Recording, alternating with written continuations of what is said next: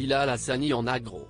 En débarquant sur le plateau de C'est à vous, mercredi 5 avril 2023, le chanteur avait le visage fermé, la mine déconfite. En le recevant dans son émission en direct, Anne-Elisabeth Lemoine a décidé de commencer par contextualiser la venue de l'artiste qui a participé à Danse avec les stars en 2021. Bilal, on va prendre le temps. Parce que j'imagine que vous êtes déçus, triste aussi car votre tournée devait commencer ce soir à Metz dans une église désacralisée.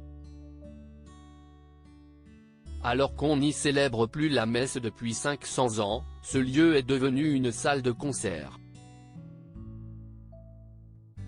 Cependant, votre présence gênait malgré tout au point d'avoir été la cible de menaces émanant de mouvances catholiques et d'extrême droite, a expliqué Babette, face à ses autres chroniqueurs du soir. Comme le révèle Libération, quelques jours avant la venue du chanteur à Metz, plusieurs chaînes sur le réseau social Telegram ont évoqué l'idée de commettre un attentat au cours du concert, précise le journal, le samedi 8 avril 2023. D'ailleurs, le parquet de Metz a immédiatement ouvert une enquête contre X pour menace de délit contre une personne en raison de son orientation sexuelle, provocation à la haine contre une personne en raison de son orientation sexuelle et provocation publique et non suivie des faits à commettre un crime ou un délit, a révélé le procureur adjoint du tribunal de Metz. Bilal Hassani au bord des larmes très ému, le chanteur a évoqué à Anne-Elisabeth Lemoine que les personnes qui l'ont agressé n'avaient pas envie qu'il monte sur scène. Au début, je voulais aller au bout et faire ce concert. Il m'est arrivé plusieurs fois de recevoir des menaces, mais j'ai toujours fait en sorte d'être courageux.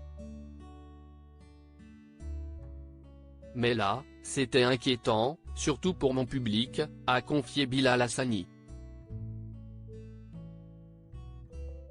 Le chanteur a ajouté que sa préoccupation première était d'assurer que ses fans se sentent en sécurité.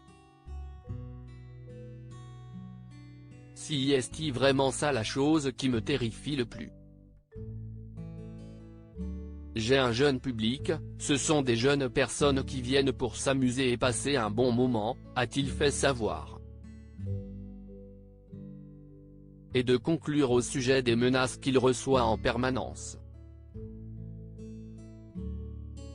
Je commence à être un tout petit peu fatigué. Ça fait 4 ans que je suis exposé, je reste un être humain, ça fait beaucoup à porter sur mes épaules. Je ne m'attendais pas à ce que ma carrière ressemble à ça.